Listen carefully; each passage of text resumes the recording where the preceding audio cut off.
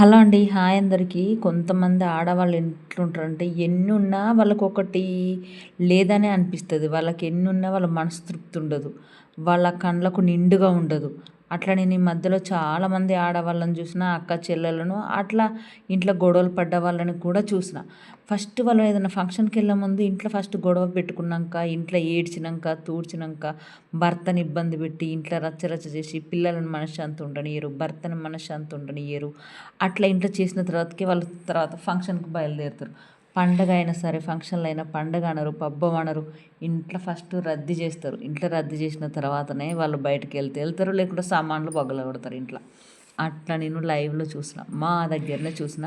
అందుకోసమనే ఈ వీడియో మీ దాంట్లో కూడా ఎవరైనా ఉన్నారా అని ఒక్కసారి కామెంట్ చేయండి.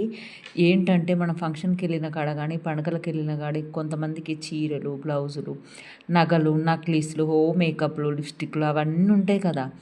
వాళ్ళని చూసి తోటోడు తోడ కోసుకుంటే మనం మెడ కోసుకున్నట్టు ఈ ఆడవాళ్ళకున్న రోగం ఇదొక్కటి మాకు. వాళ్ళని చూసి వాళ్ళకి అదుంది, నాకు దండ లేదు, దానికి దండుంది, నాకు దండ లేదు, దానికి మంచి చీరుంది, నాకు చీర లేదు.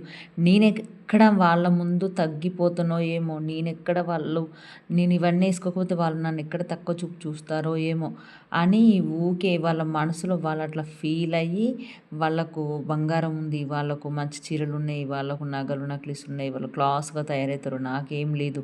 నిన్ను చేసుకోవడం వల్లనే నాకు ఈ దరిద్రం అంతా స్టార్ట్ అయింది. నిన్ను చేసుకున్న కాంచి నాకు అన్నీ సర్దుకోవటమే. మా అమ్మోళ్ళ ఇంటికాడ ఉన్నప్పుడు నాకు మా నాన్న అన్నీ తెచ్చిపెట్టేవాడు అని ఇగో ఇట్లా ఇబ్బంది పెట్టేవాళ్ళని చాలామందిని చూసిన నేను, విన్నా కూడా. అట్లా చేయకండి ప్లీజ్. ఎవరికి ఉంటే వాళ్ళే పెట్టుకున్నారు. ఎవరికి ఉంటే ఉండనివ్వండి. ఇవాళ ఉన్నట్టు రేపు ఉంటామా? రేపు ఉన్నట్టు ఎల్లుంటుంటామా? ఏదో ఒకరోజు మనకు కూడా మంచి రోజొస్తది. మనకు ఉన్నంతలోనే సర్దుకుందాం. మనము మనకంటే ఎక్కువ వేసుకున్నోళ్ళని చూడకండి ప్లీజ్ అక్కా చెల్లెళ్ళు.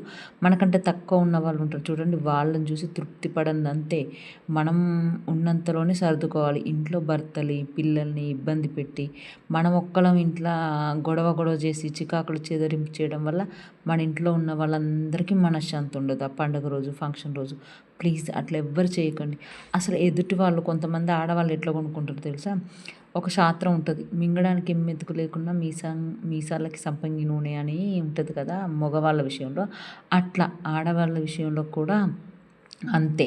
కొంతమంది ఇంట్లో ఏం లేకున్నా, ఇంట్లో భర్తని ఇబ్బంది పెట్టి, ఇంట్లో ఎంత డబ్బుల ప్రాబ్లమ్ ఉన్నా, ఎంత ఏదైనా ఉండనియండి, ఆ రోజు చేసిన కూలి ఆ రోజు ఓడవాలంతే.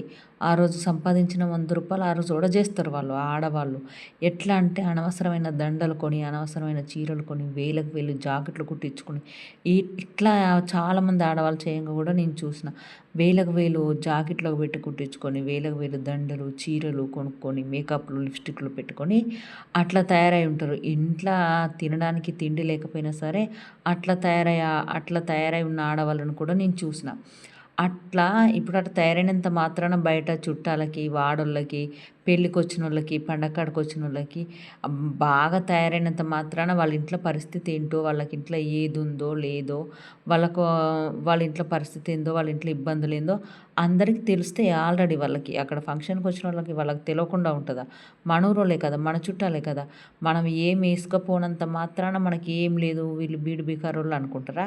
వాళ్ళు ఏసుకపోయినంత మాత్రాన వాళ్ళు కోటీశ్వరులు, వాళ్ళకి అన్నీ ఉన్నాయి అని అంటారా? అట్లా అస్సలు ఎవ్వరు అనరు. మనం ఏసుకున్నా, ఏసుకోపోకపోయినా బంగారం, చీరలు, మంచి మంచి చీరలు, బంగారాలు, మేకప్‌లు మనం ఏసుకున్నా, ఏసుకోకపోయినా మన విలువ అందరికి తెలుస్తది. మనకేముందో లేదో మన ఇంటి లావాదేవీలు అందరికి తెలుస్తాయి. ఏసుకున్నంత మాత్రాన వాళ్ళు ఉన్నోళ్ళు కాదు, ఏసుకున్నంత మాత్రాన మనం లేనోళ్ళం కాదు. ఎప్పుడైనా సిస్టర్ మనకున్న దాంట్లో తృప్తిగా, ఎంజాయ్‌గా, సంతోషంగా ఉండడం నేర్చుకోండి ఫస్ట్. ఒకరికుంది మనకు కావాలని మాత్రం ఎప్పుడు అనొద్దు. మనకున్న దాంట్లోనో తృప్తిగా ఉందాం. అన్నీ ఏసుకుంటే కాదండి అందం వచ్చేది. అన్నీ ఏసుకుంటేనే మొగోడిలాగా తయారై మేకప్‌లేసుకొని మొగోడిని కాడేసి వేసినట్టుగా అన్నీ దిగేసుకుంటేనే కాదండి మన కోటీశ్వరులైనట్టు. నిండుగా చీర కట్టుకొని సాంప్రదాయంగా తయారయ్యి మంచిగా పద్ధతిగా ఉండడం కూడా మన విలువ మనకుంటుంది. ఎవరో వాళ్ళు అవన్నీ వేసుకుంటేనే వాళ్ళకు విలువ ఉంది, మనం ఏమి వేసుకోకపోవడం వల్ల మనకు విలువ లేదు, మనం మంచిగా తయారు కాకపోవడం వల్ల మనకు విలువ లేదు, వాళ్ళు మంచిగా తయారయ్యేసరికి వాళ్ళకు విలువ ఉందని మాత్రం ఎప్పుడు అనుకోకండి. మనకున్న దాంట్లో మనం తృప్తిగా ఉందాము.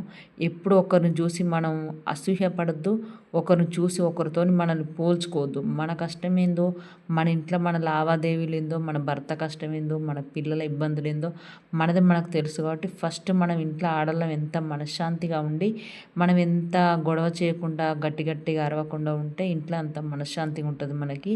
ఎప్పుడైనా సరే మనం ఆడవాళ్ళం ఉన్నంతలో మెదగాలి.